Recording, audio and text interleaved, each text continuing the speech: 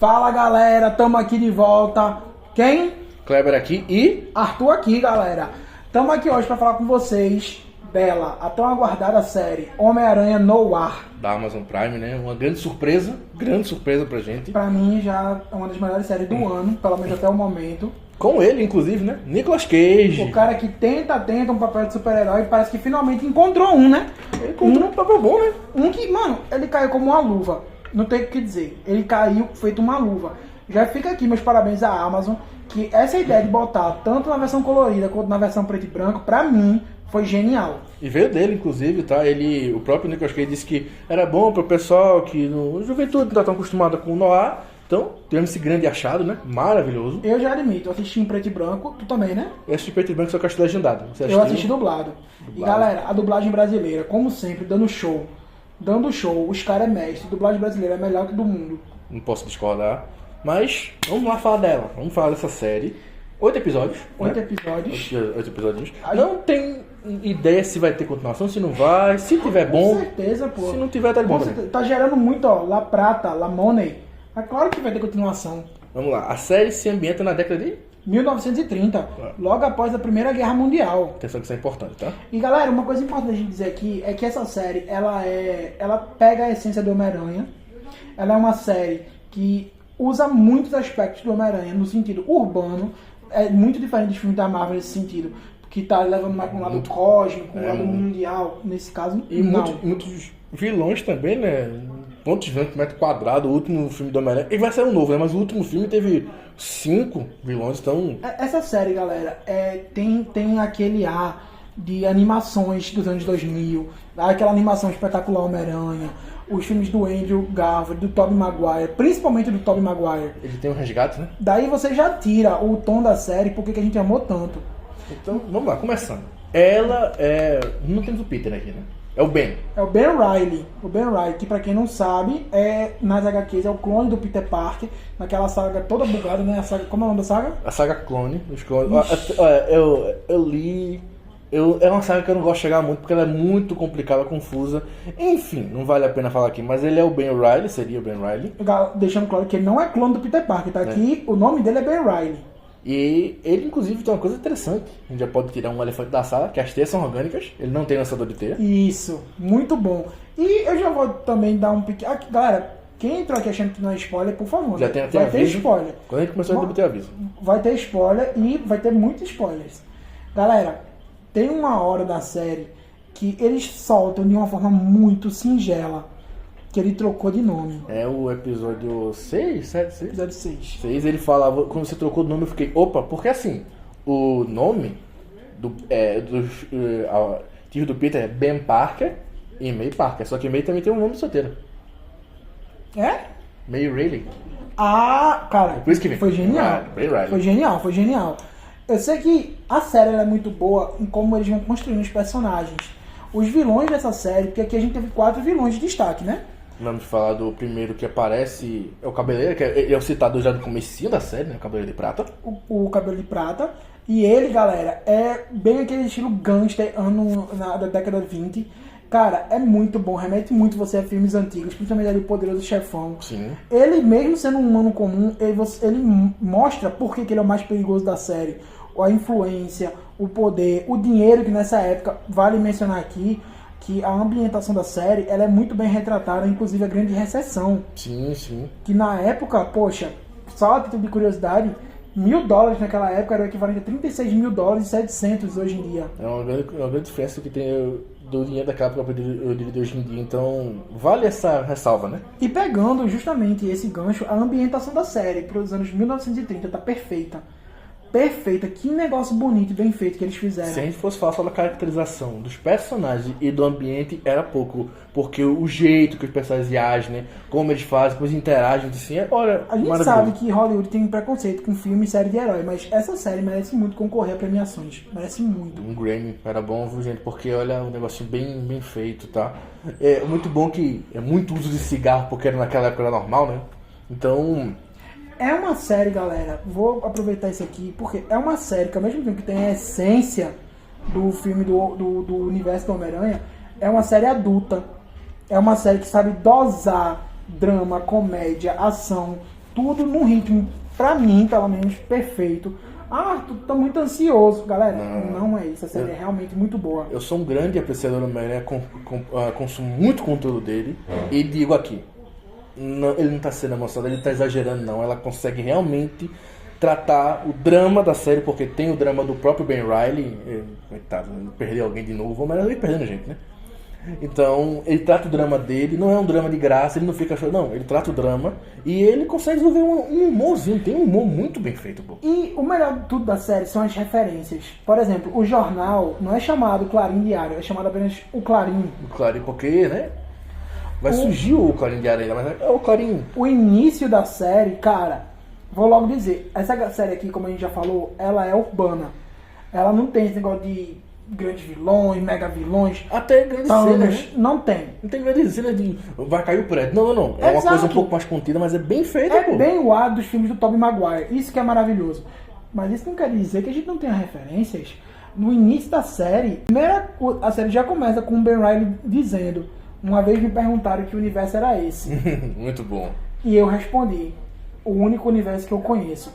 Minha gente, se isso não for gancho para caso eles queiram conectar com as outras obras do Homem-Aranha, com as obras da Marvel, eu tô ficando doido. Pode ser uma grande referência direta ao Aranhaverso, mas também pode ser no futuro, quem sabe. Eu boto fé. E uma coisa que vale mencionar aqui, galera, é que essa versão do Homem-Aranha no ar é uma versão nova. Deixando claro, não se distanciou das origens do Homem-Aranha. Não. Mas, ao mesmo tempo, trouxe uma roupagem nova que ficou muito boa. Não é igual a versão do Homem-Aranha no ar do Aranhaverso.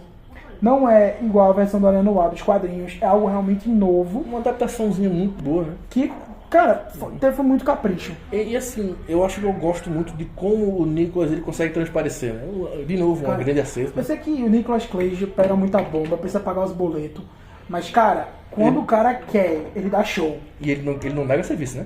Ele não nega serviço. Não é por isso que eu tô falando que ele pega bomba, mas o cara dá show.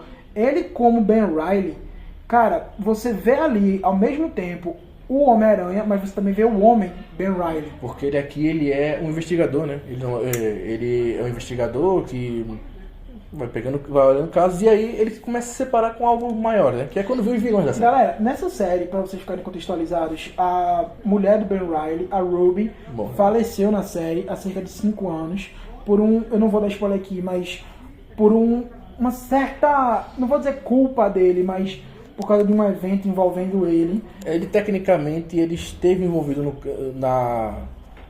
fim dela, né? Vamos dizer assim. Indiretamente. Foi né? Como sempre, queriam machucar ele. Ele, justamente por não conseguir salvar ela, ele... Sabe aquela famosa frase? Com grandes poderes vem grandes responsabilidades. Eles trouxeram essa frase aqui na série, mas conseguiram usar ela de uma forma diferente. Uma forma nova. O Ben quer justamente se distanciar dessa questão de com grandes poderes vem grandes responsabilidades. Por isso que ele deixa de ser o Spider, porque isso é importante. Ele não é o Spider, tá? O Spider existe, todos já conhecem. Seria quase virou uma lenda. Mas ninguém nunca mais viu há 5 anos. E galera, isso que é massa. Na série eles não chamam Homem-Aranha em momento nenhum. Ele é sempre chamado de Spider. É uma coisa um pouco chata que eu estou reclamando, porque eles estão vindo dos jogos do Homem-Aranha aqui, da Insomniac, que os jogos dublados, mas os caras só chamam ele de Spider. Agora dá uma reclamadinha, mas... Eu gostei, eu não vou mentir, eu gostei, porque deu o tom daquele universo, entende? Você vê que é um universo diferente. Tem um contexto, velho. Tem um contexto muito bom. Até porque, galera, falando um pouco dos poderes dele, não é igual ao dos outros Homens-Aranhas que a gente viu. Não. Aqui, a origem dos poderes dele vieram lá da Primeira Guerra. É uma coisa de... Lembra que a gente falou que era importante, então? Sabemos, tipo, de guerra, a Alemanha, experimentos e tudo mais, então eles quiseram trazer com um contexto. Que seria o quê? Ele basicamente foi mordido por um dos soldados que foram feitos de experimentos pelos alemães. Ele foi mordido por um dos experimentos, que era um humano que estava sendo modificado. E é isso que eu acho incrível, que a série consegue pegar o contexto histórico da época em todos os sentidos, inclusive o contexto racial, o contexto pós-guerra, e trazer para a narrativa de uma forma muito orgânica. É porque é muito interessante também o ponto que, assim, a gente falou dos vilões e tem outros vilões com poderes, tem no trailer, as pessoas já viram, E eles dão uma justificativa muito plausível para como o Homem-Aranha tem os poderes, como ele tem os poderes, e como os vilões têm poderes. E o que eu acho interessante aqui dos vilões é justamente que os poderes dos vilões, o Ben é um pouco diferente, o que vai ser importante na série, vocês vão ver quando forem assistir. O porquê que é diferente. Mas os vilões, o poder deles não é uma bênção, é mais uma sentença. Uma sentença. Por quê? Os dias deles estão contados. O poder, quanto mais forte eles ficam, mais vai consumindo eles. Eles ficam descontrolados um pouquinho, né? Exato. E dos 4 que aparecem com poderes, que tem um, coitado, que aparece só pra ir e arrasta. É o primeiro episódio? O primeiro episódio. Os outros 3, eles são muito bem trabalhados. Eles têm personalidades muito próprias. Objetivos muito próprios. Contexto muito próprio. Diferente entre si, tem uns trejeitos. E, inclusive, eu quero ressaltar muito, eu dar um destaque um pouco maior para um deles, que seria o Looney, que ele seria o nosso querido Cabeça de Martelo. O Cabeça de Martelo. O nosso Cabeça de Martelo aqui, ele, pra mim, é um dos melhores personagens. A escala dele, como ele começa. Que Trama dele, né? Você vê que ele não é um cara ruim, ele é um cara que tá tentando fazer de tudo pra sobreviver. Num mundo onde ele é perseguido, não só pelo contexto racial, mas também pelo contexto dos poderes. E uma coisa que é legal, que ele não foi tão explorado, a não ser em animações, como o meu amigo Arthur falou. E só um adendo aqui que eu acho legal. A gente tá falando aqui do contexto racial, galera, mas relaxa, a série não tem lacração.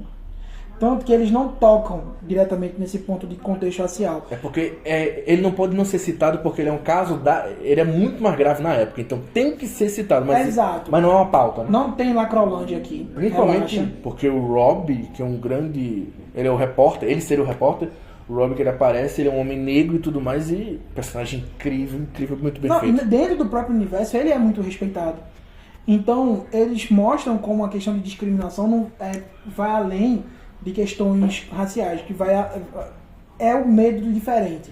Sim. A gente vê muito isso por fato daquelas pessoas que têm poderes. Ao mesmo tempo que a gente vê que o Spider é tratado como uma lenda. Outra coisa legal também é que ele é um herói. Então as pessoas não olham pra ele. A polícia não quer, eu quero prendê-lo, não. Ele é um herói, as pessoas sabem disso. E o que eu acho interessante é que, ao mesmo tempo que eles endeusam o Spider, eles também esquecem um homem por trás da máscara. Sim. Isso eu acho muito bom.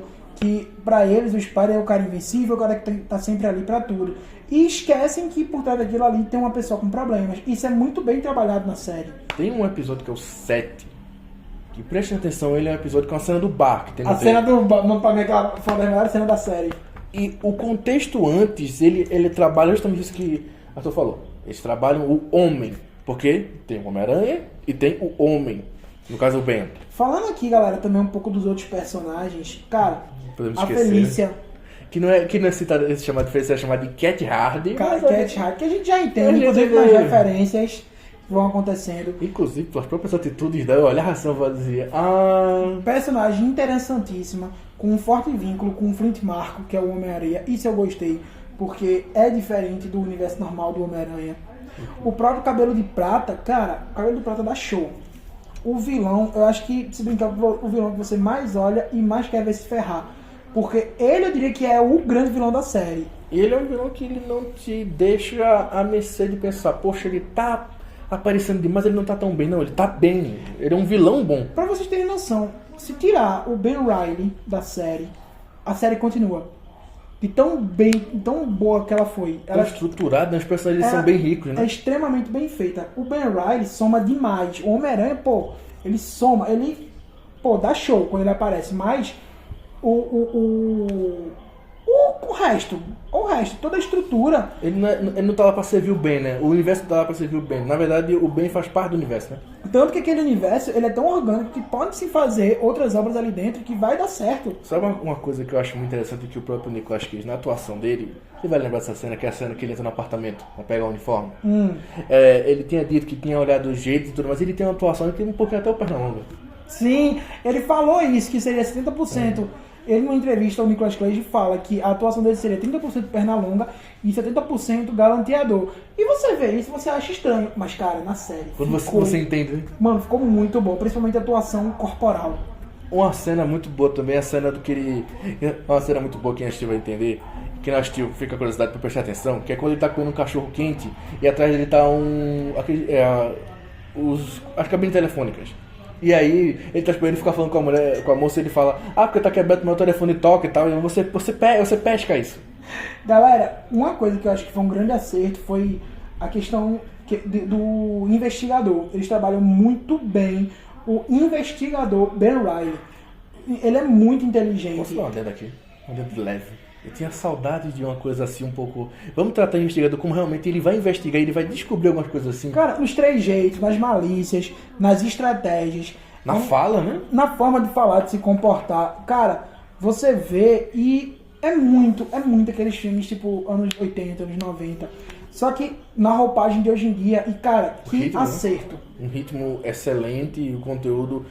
de novo, é uma grata surpresa. Eu não esperava, eu tinha falado isso pro eu também meu não. amigo. Eu nem sabia se ia assistir. Eu falei pra ele assim, olha, eu tô muito sofrido com alguns conteúdos do Homem-Aranha, principalmente os quadros atuais, então eu pensava, será que isso vai ser bom?